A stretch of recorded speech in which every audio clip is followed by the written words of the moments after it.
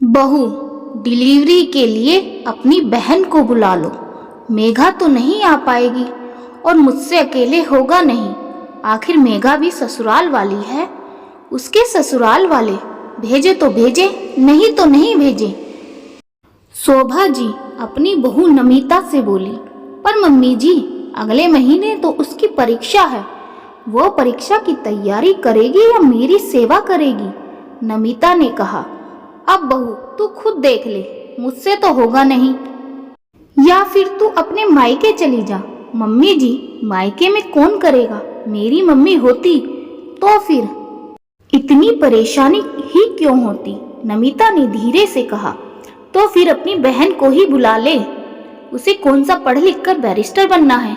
आखिर कुछ दिनों के लिए संभाल जाएगी। मम्मी जी, इन्होंने कहा भी तो था कि कामवाली रख लेंगे। नमिता ने कहा। ना बाबा ना, मैं अपने घर को कामवाली के भरोसे नहीं छोड़ सकती। और फिर उसकी निगरानी कौन करेगा? तू तो बस तेरी बहन को बुला ले।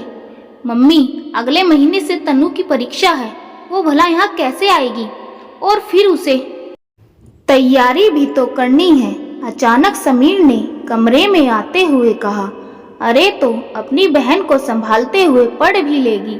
कौन सा इतना काम करना है उसे? भला काम ही क्या है हमारे घर में? अपना घर तो अपना घर ही होता है मम्मी। इंसान अपने घर में आराम से और बेफिक्री से पढ़ सकता है। वो किसी और के घर पर नहीं हो पाता।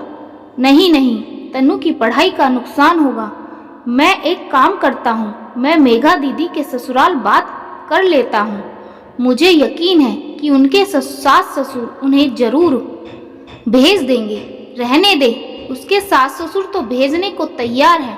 पर मेघा 15 दिन के लिए हिल स्टेशन पर घूमने जा रही है, इसीलिए नहीं आ पाएगी। अचानक शोभा जी ने कहा तो कमरे में खामोशी सी छा गई। दोनों को इतना चुप देखकर शोभा जी ने फिर कहा। अरे, इसमें इतनी हैरानी की क्या बात है? बड़ी मुश्किल से उसके घूमने का प्रोग्राम बना है, इसलिए मैंने ही उसे आने से मना कर दिया। पर जीजा जी ने तो पहले कहा था कि वो मेघा दीदी को नमिता की डिलीवरी के समय यहाँ भेज देंगे। फिर अचानक कैसे प्रोग्राम बना दिया? तेरे जीजा जी नहीं जा रहे हैं, वो तो अपनी ननंद और जेठानी के परिवार के साथ जा रही हैं। पर ऐसे कैसे? समीर ने धीरे से कहा। ऐसे कैसे से क्या मतलब है? मेघा के भरोसे तो डिलीवरी नहीं हो रही है ना? बड़ी मुश्किल से उसका घूमने का प्रोग्राम बना है। मैं उसे मना नहीं करूंगी। कुछ दिनों की तो बात है, बुला लो तन्नू को। बाद में तो मेघा आ ही जाएगी। समीर ने नमिता की तरफ देखा तो नमिता ने भी फिर तन्नू को बुलाने के लिए कहा। आप तन्नू को ही बुला लीजिए। आखिर 15-20 दिन बाद तो मेघा दीदी आ ही जाएंगी। नमिता ने उसके बाद तन्नू को फोन कर दिया और उसे अपने पास बुला लिया। तन्नू भी खुशी खुशी नमिता के पास आ गई। आखिर नमिता को पूरा टाइम चल रहा था। डिलीवरी कभी भी हो सकती थी। तन्नू के आने के 2 दिन बाद ही नमिता ने एक बेटे को जन्म दिया। अस्पताल में तो समीर और शोभा जी ने जैसे तैसे संभाल लिया, लेकिन जैसे ही नमिता को घर पर लेकर आए, उसके बाद सारी जिम्मेदारी शोभा जी ने तन्नू पर डाल दी। घर के काम तो फिर भी ठीक थे, लेकिन नवजात बच्चे और नमिता को कैसे संभाले? शोभा जी तो रात को अपने कमरे में जाकर सो जाती और तन्नू को नमिता की जिम्मेदारी दे देती। तन्नू को भी कोई चीज समझ में नहीं आती। आखिर एक कॉलेज में पढ़ने वाली लड़की कितना क्या ध्यान रख लेती। जैसे नमिता कहती वैसे वो कर देती थी। समीर ने 2 दिन तक ये सब देखा। उसके बाद उसने एक काम वाली रख ही ली। काम वाली नमिता और उसके बच्चे का काम कर जाती। उनकी मालिश करना, नहलाना, उनके कपड़े धोना, सारा काम वाली करके जाती। इस पर भी शोभा जी को समस्या थी कि क्या जरूरत थी तुझे काम वाली रखने की? अगर मेघा आती तब तो तू काम वाली नहीं रखता।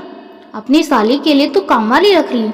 मम्मी, मेघा दीदी के 2 बच्चे हो चुके हैं। उन्हें अच्छे से पता है कि इस समय एक औरत को क्या जरूरत होती है। और बच्चे कैसे संभाले जाते हैं। तनु से आप क्या उम्मीद करते हो? तनु अभी छोटी है। आपने तो सारा काम तनु पर ही डाल दिया, तो फिर मैं क्या करता? लेकिन शोभा जी को तो उसे जैसे चैन ही नहीं था। वो तो तनु के पीछे हाथ धोकर पड़ गई थी। घर के सारे काम करने के बाद जब तनु पढ़ने बैठती तो उसे कोई न कोई काम बता ही देती। ये सब नमिता को भी समझ में आ रहा था, पर वो अभी कुछ नहीं कह सकती थी। तनु के हर काम से उन्हें समस्या थी। अरे पता नहीं अपनी मम्मी के जाने के बाद घर कैसे संभालती होगी। इसे तो कुछ भी नहीं आता है, ना ही ढंग का खाना बनाना आता है और ना ही घर के काम। कई बार तो ये सब वो तनु के मुंह पर बोल चुकी थी, पर तनु चुप ही रहती। आखिर दीदी का ससुराल था, ज्यादा कुछ कह भी नहीं सकते थे। जैसे तैसे कर 20 दिन निकले। मेघा अपने मायके आ गई। समीर ने तनु को घर छोड़कर आने के लिए कहा। अरे 2 दिन बाद तो नहानवार है ही, तब इसके पापा आएंगे ही अपने नाती और बेटी के कपड़े लेकर। उस समय इसे लेते जाएंगे। क्यों बेवजह जाने का खर्चा कर रहा है? हाँ भाई, तनु 2 दिन बाद चली जाएगी। वैसे मैं भी बहुत थकी हुई हूँ। पहाड़ों की चढ़ाई चढ़कर हाथ पैर ही दुख रहे हैं। अभी तनु संभाल तो रही है, 1-2 दिन मुझे भी आराम मिल जाएगा, फिर तो भाभी की सेवा में ही लगना है। मेघा ने कहा। ठीक है मम्मी, पर तनु के लिए कुछ ढंग का गिफ्ट ले आना। आखिर यहाँ से खाली हाथ थोड़ी ना जाएगी। या फिर बाजार जाकर उसे आप खुद ही दिलवा कर ले आओ, वो अपनी पसंद का ही कुछ ले आएगी। समीर ने कहा। अरे उसे क्या देना है? 500 रुपये दे देना और विदा कर देना। शोभा जी ने कहा। मम्मी कैसी बातें कर रही हो? आखिर तनु नमिता की छोटी बहन है। ऊपर से उसने इतने दिन से काफी हद तक काम संभाल लिया। आखिर वो भी नेक की हकदार है। देख समीर, अपने यहाँ तो रिवाज नहीं है बहू के मायके वालों को नेक देने का। तेरी इतनी ही इच्छा है तो ज्यादा से ज्यादा एक सूट और 500 रुपये दे देना। इससे ज्यादा मैं कुछ नहीं देने दूंगी। शोभा जी तनुकते हुए बोली। और जरा अपने ससुर जी को समझा देना कि नेक में क्या क्या लगेगा। नहानवार के दिन वो सारा सामान लेकर के आए और कह देना कि मेरी और मेघा की साड़ी थोड़ी ढंग की ही लेकर आए। मैं हल्की फुल्की साड़ी नहीं पहनूंगी और ना ही मेरी बेटी पहनेगी। खैर, नहानवार का दिन भी आ गया। नमिता के पापा जब आए तो अपने साथ नाती और अपनी बेटी के साथ साथ घर के सभी सदस्यों के लिए कपड़े और शगुन के लिफाफे लेकर आए थे। जब नमिता के पापा जाने लगे तो तनु भी उनके साथ जाने लगी। उसी समय शोभा जी ने एक सूट और 500 रुपये का लिफाफा उसे पकड़ाते हुए कहा। ये हमारी तरफ से तुम्हारा नेक।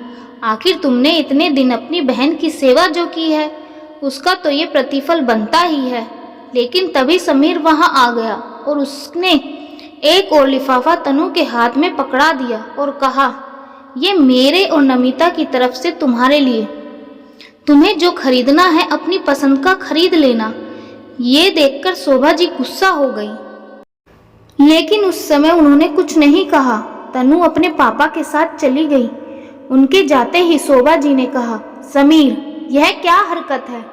जब मैंने तनु को विदाई दे दी थी तो तुझे अलग लिफाफा देने की क्या जरूरत थी? मम्मी, इसमें गलत क्या है? आखिर वो भी तो नेक की हकदार है ना। अपनी पढ़ाई लिखाई छोड़कर वो यहाँ अपनी बहन की सेवा करने आ गई, वही बड़ी बात है। उसके बदले अगर हमने खुश होकर उसे थोड़ा बहुत दे दिया तो क्या हर्ज है? पर हमारे यहाँ बहू की बहन को नेक देने का रिवाज नहीं है। ये क्या उल्टी गंगा बहा रहा है?